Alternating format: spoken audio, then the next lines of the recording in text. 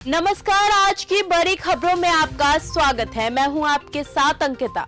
आज के बुलेटिन में बात करेंगे बांकीपुर में प्रशांत किशोर की जीत पर क्या बोले अनंत सिंह। बताएंगे आपको संसद में सनातन का अपमान पर क्या बोले सीएम योगी। दिखाएंगे आपको दिल्ली एयरपोर्ट पर अचानक नीचे आया एयर इंडिया का विमान। और बुलेटिन के आखिर में देखेंगे ईरान को ट्रंप ने फिर दी अंतिम चेतावनी। लेकिन दिन भर की तमाम खबरों से पहले एक नजर सुर्खियों पर। दरक रहा यमुनोत्री गंगोत्री हाईवे, 2 धामों की यात्रा पर हुआ संकट, धंसी 70 मीटर सड़क। ग्रेटर नोएडा की एक कंपनी में लगी भीषण आग बुझाने के दौरान हुआ बड़ा हादसा, दीवार बीम गिरने से 2 दमकल कर्मियों की गई जान। दिल्ली यूपी में आज से 5 दिन लगातार होगी बारिश, अंबाला और पटियाला में भी भारी बारिश का रेड अलर्ट हुआ जारी। बांकीपुर में प्रशांत किशोर की जीत पर बोले अनंत सिंह, नीतीश कुमार होते तो रिजल्ट कुछ और होता। अनंत सिंह ने कहा कि बांकीपुर विधानसभा उपचुनाव में जो लोग जीते हैं उनको जनता ने वोट किया है, जिसको जनता ने वोट नहीं किया वो हार गए हैं। उन्होंने कहा कि जनता मालिक होती है, जनता ही फैसला लेती है। लेकिन अनंत सिंह ने दावा किया है कि अगर नीतीश कुमार मुख्यमंत्री रहते हैं तो ऐसा नहीं होता। अरविंद केजरीवाल ने E20 पॉलिसी के खिलाफ पीएम आवास तक निकाला मार्च, पुलिस ने रोका। दिल्ली के पूर्व सीएम और आम आदमी पार्टी के राष्ट्रीय संयोजक अरविंद केजरीवाल ने E20 पेट्रोल के नीति के खिलाफ प्रधानमंत्री आवास तक मार्च निकाला। इस दौरान वो फिरोज शाह रोड पर धरने पर भी बैठ गए। केजरीवाल के साथ मनीष सिसोदिया, संजय सिंह समेत कई सीनियर नेता शामिल रहे।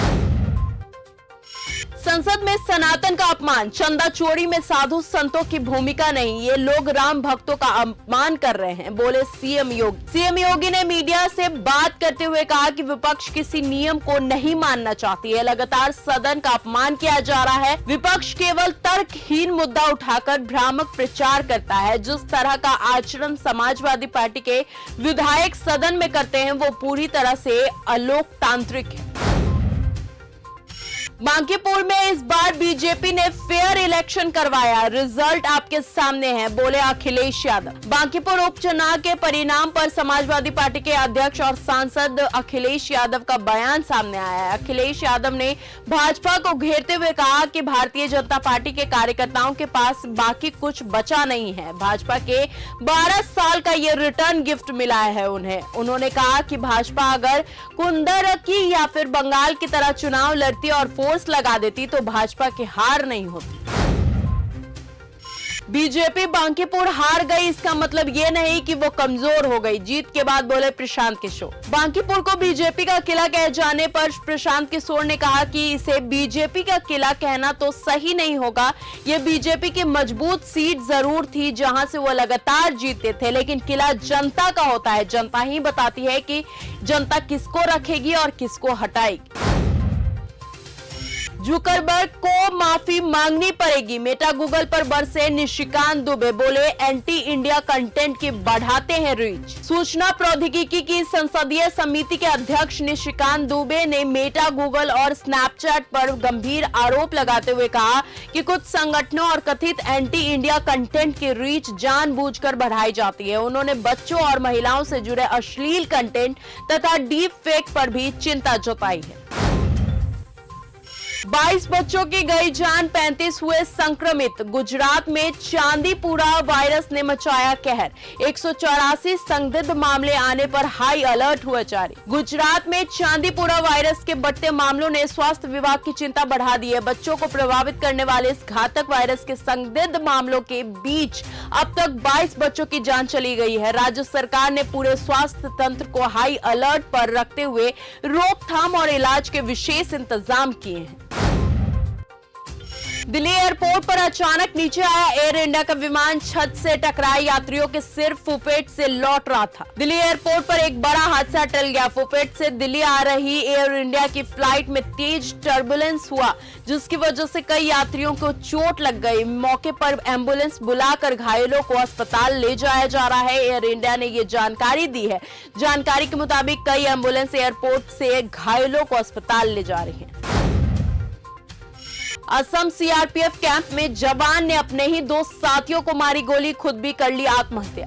असम में सीआरपीएफ कैंप के अंदर आपसी गोलीबारी का मामला सामने आया है। नगांव कैंप में हुई इस घटना में 3 सीआरपीएफ जवानों की जान चली गई है और एक गंभीर रूप से घायल बताए जा रहे हैं। यह घटना मंगलवार को असम के नगांव के कट्टीमारी 34 बटालियन सीआरपीएफ कैंप के अंदर हुई है।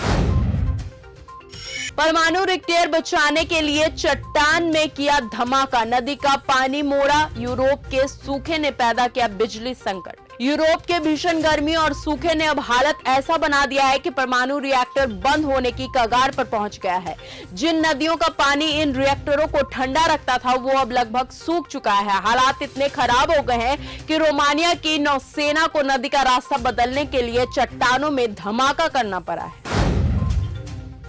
यूक्रेन के 3 ठिकानों पर हमलों की तैयारी में था ईरान, माफी के बाद रोका ऑपरेशन। कैस्पियन सागर में एक ईरानी कारोबारी जहाज पर हुए ड्रोन हमलों को लेकर ईरान और यूक्रेन के बीच तनाव बढ़ गया है। यूक्रेन का कहना है कि 25 जुलाई को हुआ यह हमला गलती से हुआ था, लेकिन ईरान इस दावे पर भरोसा करने को तैयार नहीं है। तेहरान का दावा है कि उसके पास ऐसे सबूत हैं जो बताते हैं कि हमला जानबूझकर किया गया है। सुप्रीम लीडर अली खामनेई के एक सीनियर सैन्य सलाहकार ने बताया कि ईरान में 3 जगहों पर हमले करने की तैयारी में था, लेकिन यूक्रेनी सरकार की ओर से कथित रूप से माफी मांगने के बाद उसने ये ऑपरेशन रद्द कर दिया। समंदर में बच्चों के साथ नहा रहे थे लोग, तभी आसमान से गिरा ड्रोन और हुआ बड़ा धमाका। दक्षिणी रूस के समंदर किनारे छुट्टियां मनाने आए लोग मस्ती में डूबे हुए थे। कोई बच्चों के साथ पानी में खेल रहा था तो कोई धूप सेकते हुए आराम कर रहा था। बीच में ही हंसी ठिठोली का माहौल था, तभी आसमान से तेज रफ्तार में आता एक ड्रोन दिखाई दिया। कुछ ही सेकंड बाद जोरदार धमाका हुआ और पूरा इलाका चीख पुकार की गूंज से उठा। ट्रंप के टैरिफ पर हुई बगावत, अमेरिका के 25 राज्यों ने कोर्ट में ठोका मुकदमा। अमेरिका के 25 राज्यों ने राष्ट्रपति डोनाल्ड ट्रंप के खिलाफ अदालत का दरवाजा खटखटाया है। इन राज्यों का कहना है कि ट्रंप ने कोई देशों पर नए टैरिफ लगाकर अपनी शक्तियों को गलत इस्तेमाल किया है। इन 25 राज्यों में लगभग सभी पर डेमोक्रेटिक पार्टी की सरकार है। न्यूज एजेंसी AFP की रिपोर्ट के अनुसार इन राज्यों ने सोमवार को ट्रंप प्रशासन के खिलाफ मुकदमा दायर किया है। सिर कलम करने से पहले आखिरी मौका दे रहा हूं, ईरान को ट्रंप ने फिर दी अंतिम चेतावनी। अमेरिका के राष्ट्रपति डोनाल्ड ट्रंप ने ईरान के सामने 2 विकल्प रखे हैं, समझौता करो या पूरी तरह सरेंडर करो। हालांकि ईरान इन धमकियों के सामने थोड़ा भी डरा हुआ नहीं दिख रहा है।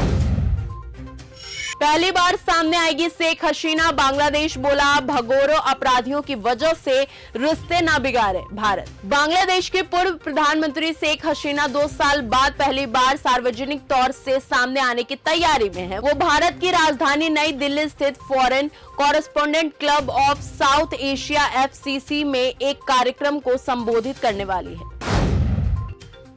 तो फिलहाल आज के इस बुलेटिन में सिर्फ इतना ही। देश और दुनिया की तमाम खबरों के साथ बने रहें हमारे साथ और देखते रहें न्यूज गंगा। तब तक के लिए धन्यवाद।